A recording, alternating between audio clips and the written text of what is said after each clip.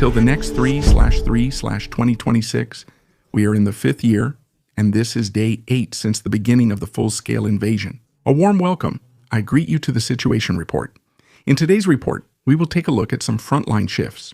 We will also look at some statements from the Russian side, especially from our favorite propagandist.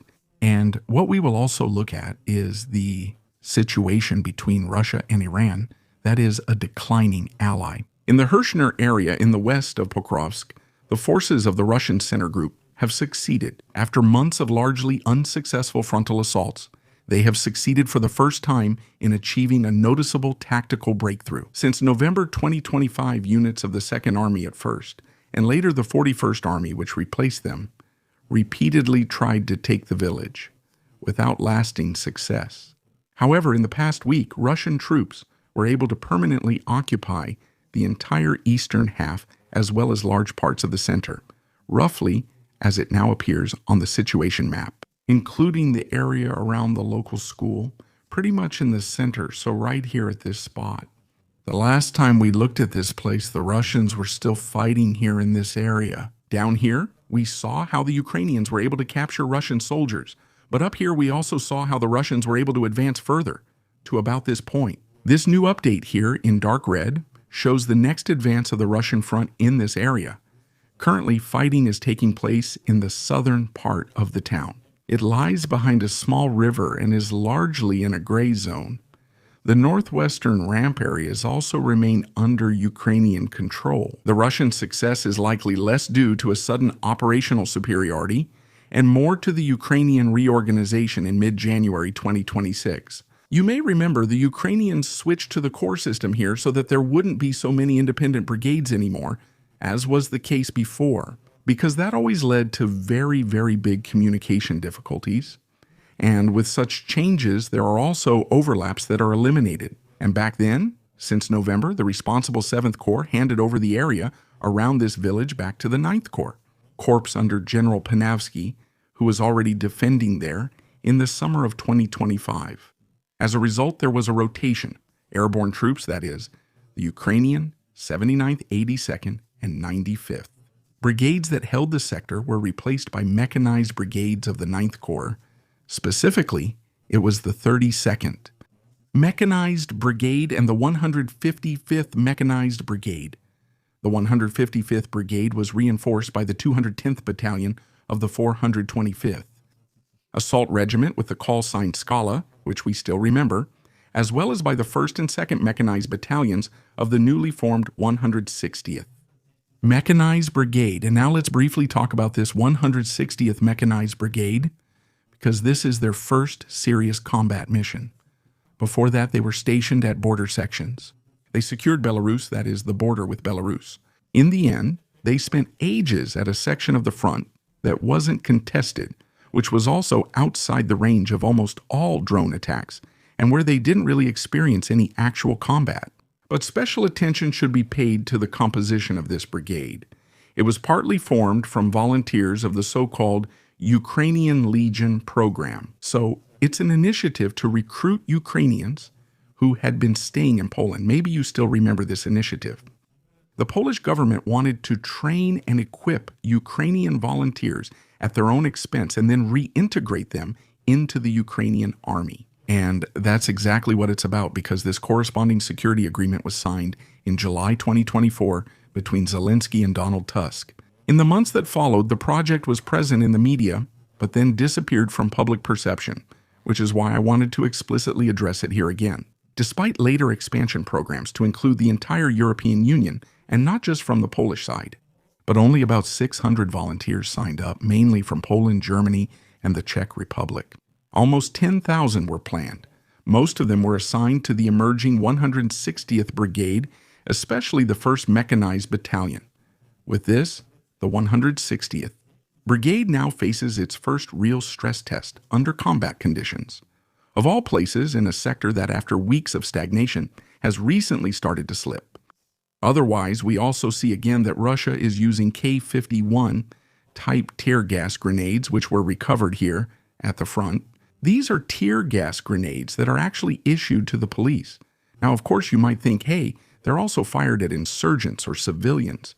So what's the problem in a war now? They cause severe irritation of the mucous membranes in the eyes and respiratory tract, excessive tearing, coughing, choking fits, disorientation, and thus also the loss of combat capability.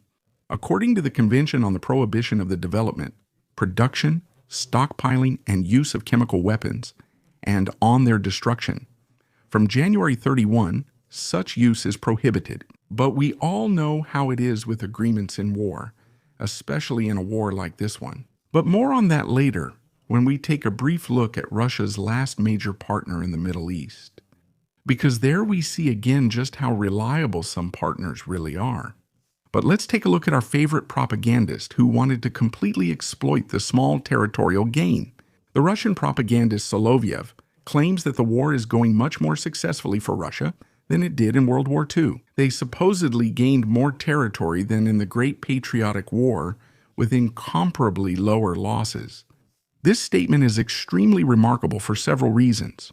First, the comparison itself is not historically tenable at all. In World War II, the Soviet Union fought against an invasion of existential proportions, lost vast territories at the beginning, and regained them over the course of a total war at the cost of extreme losses. Today, Russia is waging a war of aggression outside its own territory.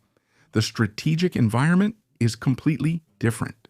Secondly, the claim of more territory obviously ignores the fact that the areas currently controlled in Ukraine represent only a fraction of what the Red Army recaptured between 1943 and 1945, before advancing into Central Europe. The comparison is therefore less analytical and, well, more rhetorical because, as so often, it serves more to stir up emotions, but we know that.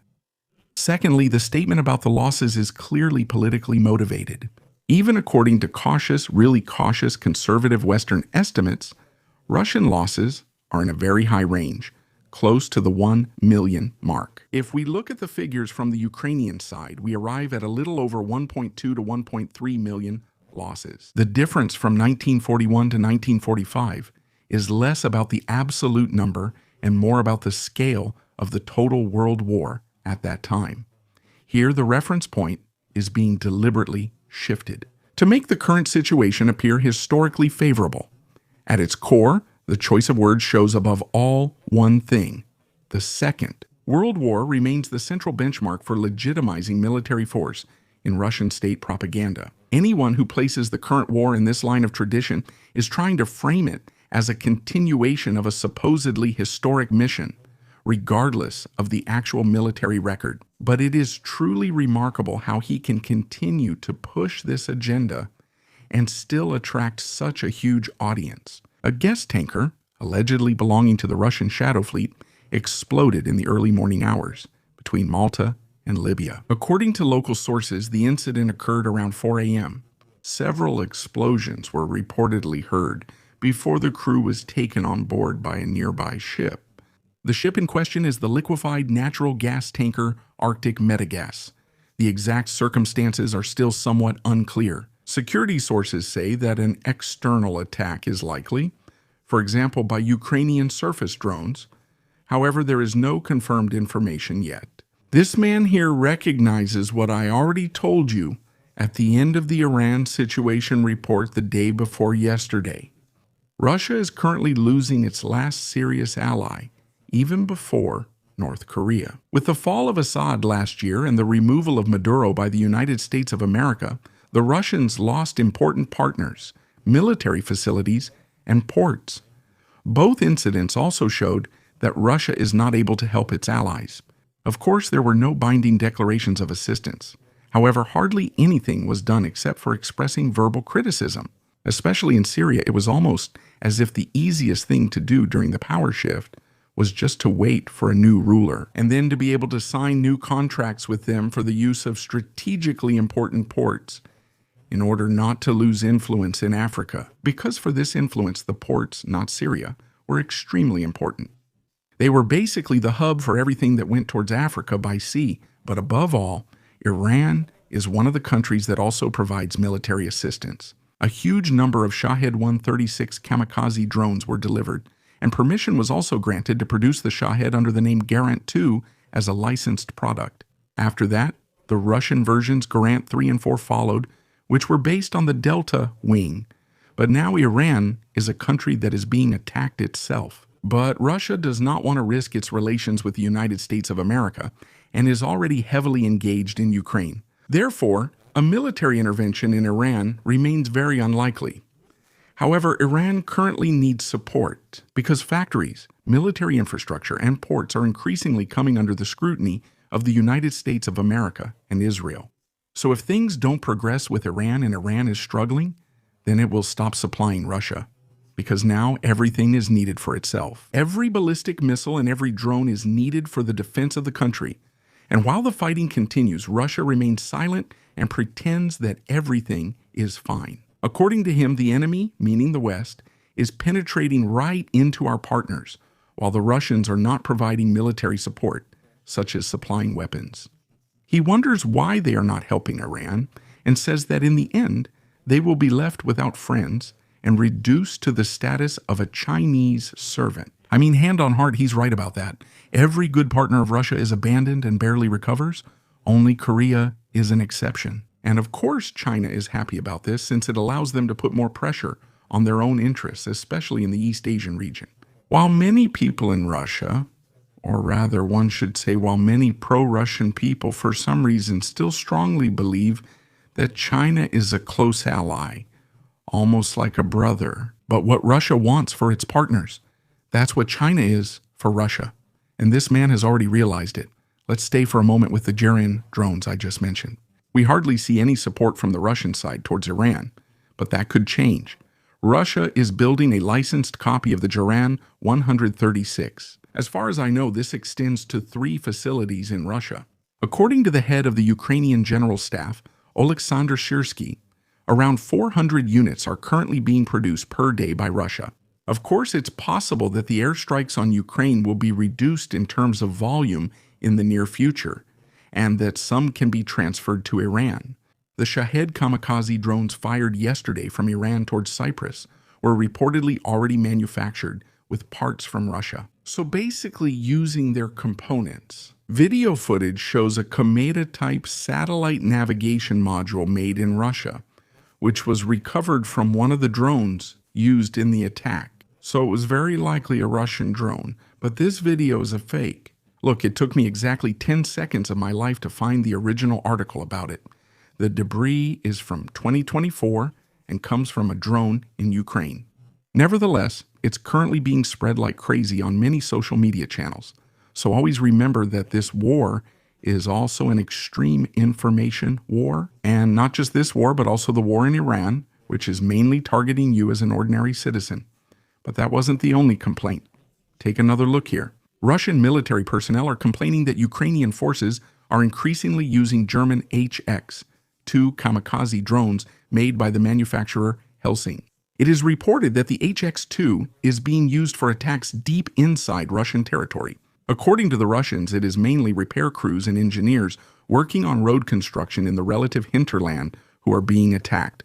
Let me put this into context briefly. Of course, it is naturally positive if the HX-2 continues to be used or is being used again, and of course, if it achieves successes as well. That means that German systems are definitely operational and can be deployed accordingly. And it's always good, especially for us and in our country, to have a defense manufacturer who is getting live data from a real war and can therefore expand or improve their offerings.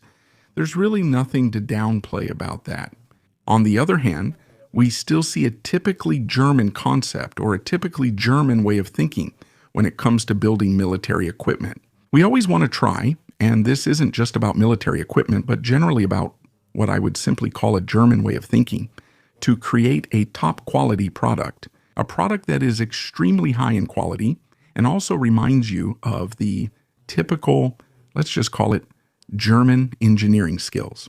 However, I wonder, and this is a question you are welcome to answer in the comments, I invite you to join the discussion. That makes me wonder if in a war where drone superiority, like in this one, is truly an important factor for success or defeat, it really makes sense to build special or unique drones that serve the same purpose as several cheap drones. I want to thank all subscribers, channel members, and the Algae crew, especially Colonel Draneka, Celia Titrick, Freddie, and Mayor Hofer. Please subscribe, like, and comment. See you in the next Situation Report.